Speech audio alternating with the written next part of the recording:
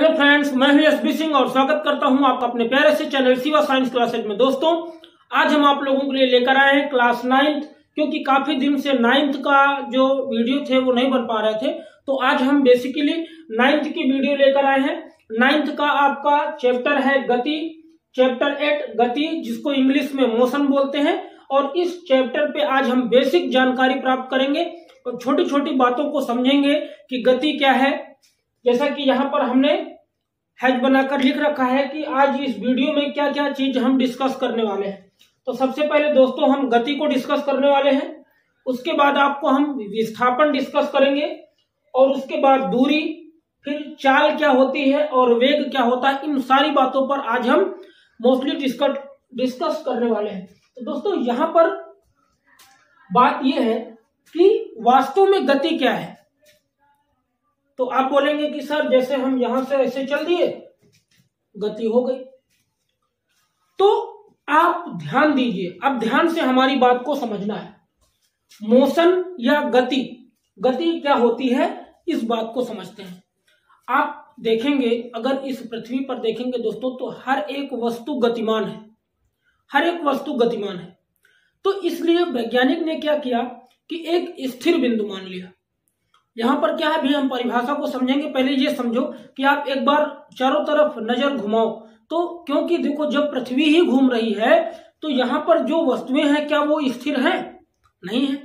तो इसलिए इसकी परिभाषा देने के लिए देखिए, यहां पर आप समझिए, मान लीजिए कोई ए पॉइंट है और यहां से यहां तक एक बी पॉइंट है, यहां से एक बी पॉइंट है, और कोई भी वस्तु, मान लीजिए यहां पर हम किसी को खड़ा कर देते हैं। चलिए बाबू साहब खड़े हो गए, ये कोई लड़का है और यहां पर ए बिंदु से बी बिंदु पर जाता है, तो ये तो गति हो गई। अब आप ध्यान दीजिए, तो यहां पर ये आप इसको हम क्या मानेंगे, ये आपका क्या है दोस्तों, स्थिर बिंदु है। क्या है दोस्तों? स्थिर बिंदु मान लेते हैं। और यहां से यहां तक जब कोई आएगा तो कुछ समय भी लगेगा, मतलब कि समय में भी। तुमको दोस्तों हम एक कहानी सुनाते हैं।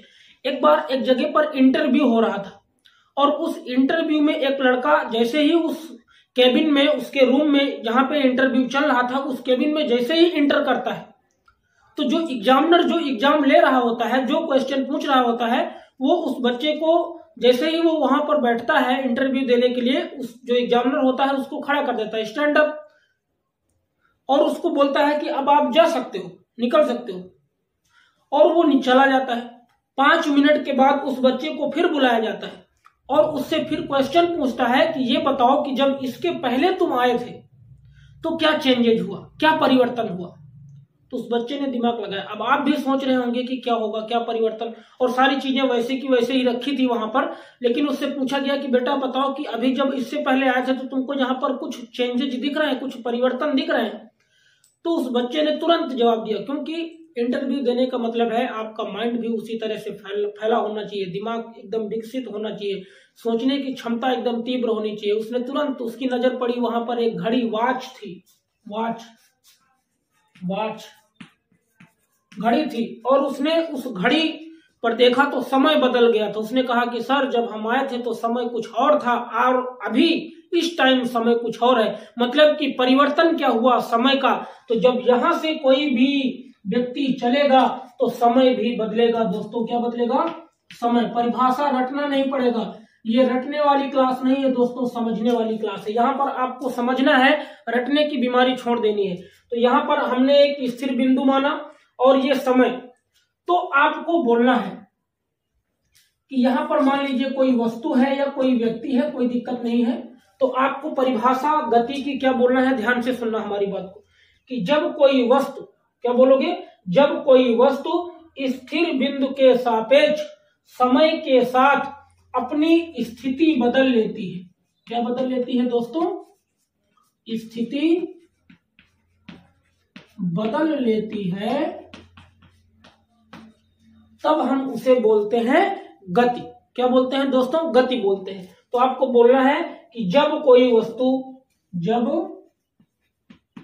जब कोई वस्तु स्थिर बिंदु के सापेक्ष या आप कह सकते हो सॉरी बच्चों, स्थिर बिंदु के सापेक्ष यदि कोई वस्तु समय के साथ अपनी स्थिति बदल लेती है, थोड़ी प्रॉब्लम है, जुकाम हो गया है, आप लोग समझिए धीरे से। तो आपको बोलना है कि स्थिर बिंदु के सापेक्ष जब कोई वस्तु समय के साथ अपनी स्थिति बदल लेती है तब उसे हम बोलते हैं कि गति की अवस्था में है। तो ये आपका हो गया गति कि गति किसे कहते हैं, तो इसमें भी आपको कोई दिक्कत नहीं होनी चाहिए। अब यहां पर आपको ये समझना है कि विस्थापन क्या होता है दोस्तों। गति तो आपको समझ में आ गई होगी, तो इसे हम क्या करते हैं, इसको हटा देते हैं दोस्तों। यहां पर इसको हटा देते हैं, इसको आप नोट डाउन कर लीजिए। उसके बाद हम इसे, आपने नोट डाउन कर लिया होगा, ये हटा देते हैं दोस्तों। अब यहां पर हम जो बनाने वाले हैं, जैसा कि आपको पता है, मान लीजिए ये कोई ए बिंदु है और ये आपका बी बिंदु है। इसको हम होम मान लेते हैं, घर मान लेते हैं, और इसको हम दोस्तों स्कूल मान लेते हैं। ये मान लीजिए स्कूल है, ये घर है, तो ये घर एक स्थिर बिंदु है। जैसे मान लीजिए आप, कोई पूछे, आप मान लीजिए घर से चले हो, कोई पूछे रास्ते में कहाँ पहुंचे हो, तो यदि उसको पता होगा तब हम बताएंगे हाँ उनकी दुकान पर खड़े हैं। मान लीजिए यहाँ पर कोई चाय की दुकान है, चाय वाले की दुकान है, तो ये तो बोलेंगे नहीं कि चाय की दुकान पर पहुंचे हैं, ये बोलेंगे हाँ रास्ते से कुछ दूरी पर हैं, या बोलेंगे कि 500 मीटर बचा है, पहुंचने वाले हैं, या आ चुके हैं, आने वाले हैं, थोड़ी दूर बचा है, ये सारी बातें बोलेंगे। तो यहाँ पर ये घर है और ये स्कूल है जहां से कोई बच्चा चलता है, यहाँ पर कोई बच्चा चलता है मान लीजिए। तो ये आपका बिंदु हो गया ए, और रास्ता, अब आप सोचिए क्या स्कूल का रास्ता सीधा होगा, तो कुछ मान लीजिए आपका रास्ता ये है, ये आपका मान लीजिए ये रास्ता है, ठीक है दोस्तों।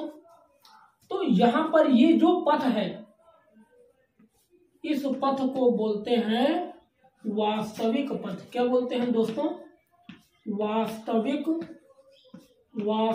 पथ बोलते हैं। क्या बोलते हैं, वास्तविक पथ बोलते हैं। और ये जो रास्ता है ये वाला, इसको बोलते हैं अल्पतम पथ, अल्पतम पथ।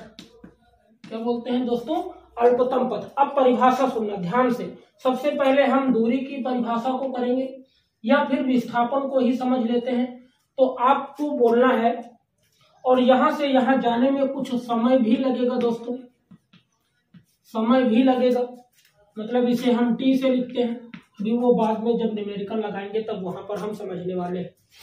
तो यहां पर आपको समझना ये है, तो क्या परिभाषा क्या देनी, देखना कि जब कोई व्यक्ति या जब कोई वस्तु, या आप कह सकते हो ये इसकी क्या है, जहां से ये चलना प्रारंभ करता है दोस्तों, तो ये इसकी क्या होती है, प्रारंभिक स्थिति होती है, प्रारंभिक स्थिति।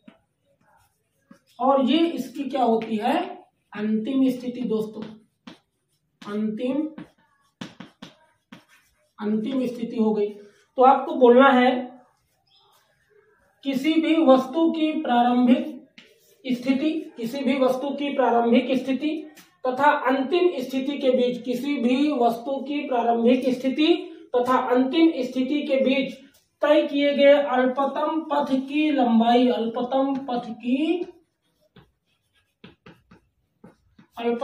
की लंबाई। दोस्तों फिर से सुनना, किसी भी वस्तु की प्रारंभिक स्थिति तथा अंतिम स्थिति, यहां से घर से पहुंच गया स्कूल, प्रारंभिक स्थिति, किसी भी वस्तु की प्रारंभिक स्थिति तथा अंतिम स्थिति के बीच तय किए गए अल्पतम पथ की लंबाई को हम क्या बोलते हैं, विस्थापन बोलते हैं दोस्तों। क्या बोलते हैं, विस्थापन, डिस्प्लेसमेंट,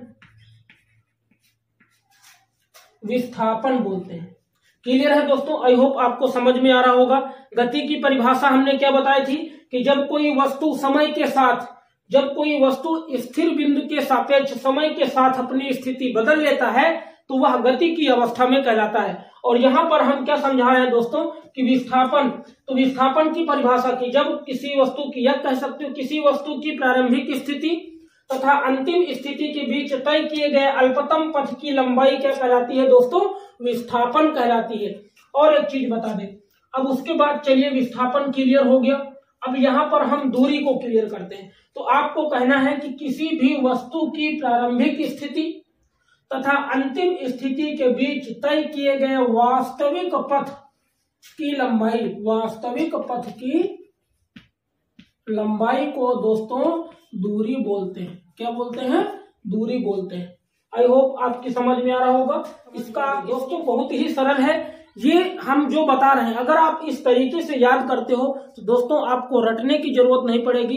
कॉन्सेप्ट समझ में आ गया, आप जीवन भर परिभाषा नहीं भूलेंगे कि विस्थापन किसे कहते हैं, गति किसे कहते हैं और दूरी किसे कहते हैं। तो ये 3 पॉइंट। और एक चीज, इसी में विराम अवस्था आती है। तो इसमें जैसे गति हो गया तो आपने क्या बोला कि स्थिर बिंदु के सापेक्ष समय के साथ यदि कोई स्थिति बदल लेता है तो वो गति की अवस्था में, और जब स्थिर बिंदु के सापेक्ष समय के साथ स्थिति में कोई परिवर्तन नहीं होता है, मान लीजिए हम यहाँ से ए बिंदु से यहाँ पर मान लीजिए कोई चौराहा है, कोई आदमी खड़ा है और हम उसी चौराहे से निकल के गए हैं और उसके बाद यहाँ पर फिर लौट के आते हैं तो वह व्यक्ति अगर वहीं खड़ा मिलता है तो हम कहते हैं कि वह विराम की अवस्था में है।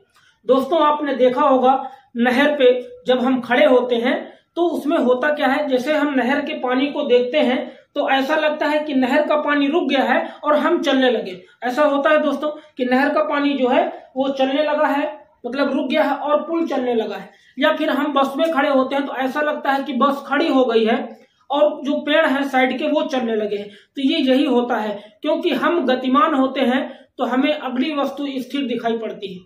समझ में बात आ रही है? तो यहाँ पर ये आपका हो गया गति और विराम की अवस्था भी बता दिया हमने, विस्थापन बता दिया है दोस्तों और दूरी बता दिया है।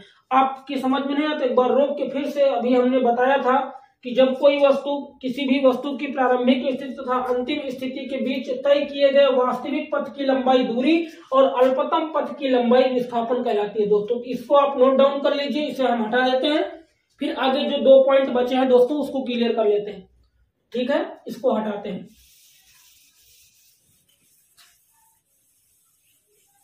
यहाँ पर अब आपको पढ़ते रहना है, जो समझ में नहीं आता आप पूछते रहिए दोस्तों, तो इस तरह से आपका ये क्लियर हो जाएगा। चलिए अब हम आगे देखते हैं। आगे बचा दोस्तों क्या है, चाल बची है आपकी, चाल बचा है। अब देखो इसकी परिभाषा बहुत सरल है। इसकी परिभाषा आप बोलेंगे कि एकांक समय में तय की गई दूरी क्या कहलाती है दोस्तों, क्योंकि चाल बराबर होता है दोस्तों, चाल बराबर होता है दूरी बटे समय। चाल बराबर होता है दूरी बटे समय और वेग बराबर होता है दोस्तों विस्थापन बटे समय। तो इसकी परिभाषा क्या बोलेंगे, एकांक समय में तय की गई दूरी, क्या लिखेंगे, एकांक शब्द जोड़ देना है दोस्तों, बस परिभाषा बन गई। एकांक समय में तय की गई दूरी चाल कहलाती है। एकांक समय में तय की गई दूरी चाल कहलाती है। और एकांक समय में तय किया गया विस्थापन, एकांक समय में तय किया गया विस्थापन वेग कहलाता है दोस्तों। तो इस तरह से ये छोटे छोटे पॉइंट थे आपके गति चैप्टर के जो हमने बताए हैं। कल आपको इसी लय में ये पार्ट 1 समझ लीजिए, इसका आप पार्ट 1 समझ लीजिए।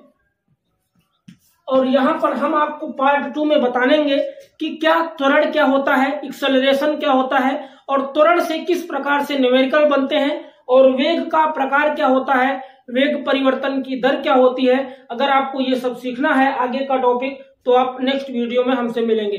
तो यहाँ पर इतना आपकी समझ में आ गया हो तो आप ऑटोमेटिक अगली क्लास में आएंगे, ये हमें पूरा पता है कि आप पक्का आएंगे। तो दोस्तों इस तरह से आपका ये आज का टॉपिक हमने कंप्लीट किया है। कल हम त्वरण के बारे में विस्तृत जानकारी लेकर आएंगे और त्वरण के बारे में बताएंगे कि त्वरण क्या है, इसका फार्मूला क्या होता है और इससे किस प्रकार के न्यूमेरिकल आपकी परीक्षा में आते हैं। तो मिलते हैं नेक्स्ट वीडियो में, तब तक के लिए धन्यवाद।